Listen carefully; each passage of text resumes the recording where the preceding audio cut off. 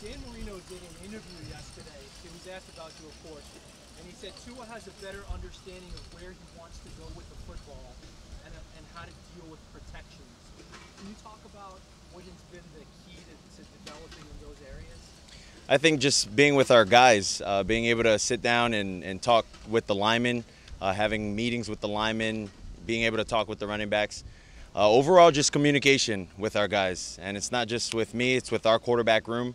And us hearing what they have to say about what they see, and then us, kind of helping them with what we see in the back end. Ryan hasn't officially announced what the plans are for playing time. But if we don't play, do you feel comfortable with the body of work that you and the offense have put out in training camp and preseason? Honestly, I would say we're still putting in work. That's why we're all out here, competing against each other. Regardless of what happens, we're just focused right now on, taking it a practice at a time, a day at a time. But we're really just focused on the things we need to, get right now. Do you plan to play? I would say every week, I'm planning to play. But that's a question for Coach Flo.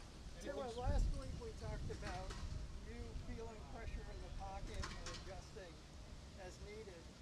One of the best guys ever to do that was Marino because how he would sidestep pass rushers. Did you and he ever work together or talk about that? I've never got the chance to work with Dan, but Dan will have some input, with what he feels, we could do better in. He sits down in our meetings and he helps us as quarterbacks. So that, I think that's really cool.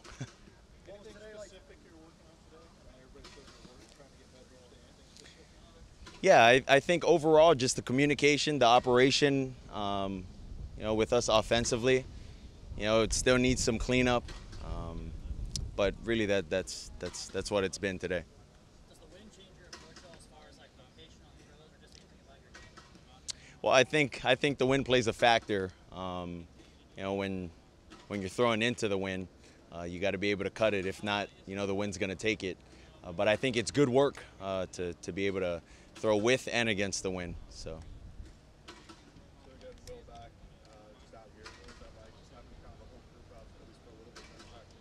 Yeah, it's good to have all our guys back out here.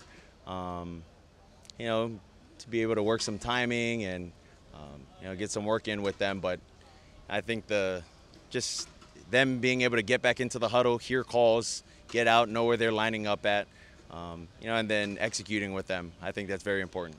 Well, I felt like in last year's camp, I noticed a lot of plays where you throw the ball after rolling out. This year, and you can correct me if I'm wrong, I feel like there's been a lot of work in the pocket. Has that been something that you and the coaches specifically wanted to emphasize, work from within the pocket? I think we're trying to work all aspects of our game in the quarterback room. To get the defense moving. We don't want to just be a drop back quarterback. We want to be able to move the pocket. Have them see different things, different looks. That's really what it is. So how are you, Victor Bermudez from Miami Hurricanes Radio Network? Quick question about Alabama and Miami. What separates Nick Saban from the rest of college football coaches? Why are you guys always seem so ready for big-time games? Growing up, you hear Nick Saban, you're like, that's Nick Saban. I don't know. You see him in movies. He's just big time. I don't know. It's just something about his demeanor and the way he coaches his players and what he expects out of his coaches. I think that's what makes him successful. What does Atlanta, the city, playing there mean to you guys? Since 2008, Alabama's 13-2 in games played in Atlanta. Is there an emphasis on Atlanta for you guys? The fact that SEC championship games are held there? Really, I've never put any thought into that. I just try to do everything that I could for the program when, I was there and I had my time there. But, I do understand, how important, Alabama football is in general, being that I played there. So, whatever happens, it happens over there.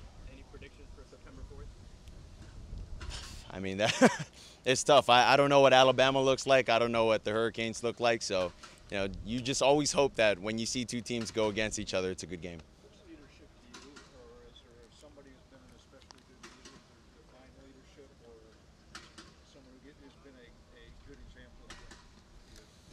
Well, I think a lot of our coaches, a lot of the older players in the locker room, they show glimpses of their leadership. You listen, you can take some of the things that you hear from them and implement it to your style of leadership. And I would say that's, a learning process that I'm still going through as well. Last question. It seems like Mac Jones is doing pretty good at Patriots camp. I'm just curious, do you ever look for the highlights of his game action? And I don't know if you ever text with him or anything. Yeah, I mean, I haven't texted Mac. I haven't been able to talk to him since he's been drafted. But I've seen them play. He's doing pretty good. I hope when he does get his opportunity, he makes the best of it. But you can't wish him too much of luck because we're rivals in the same division. So, yeah, but I wish him the best of luck for sure.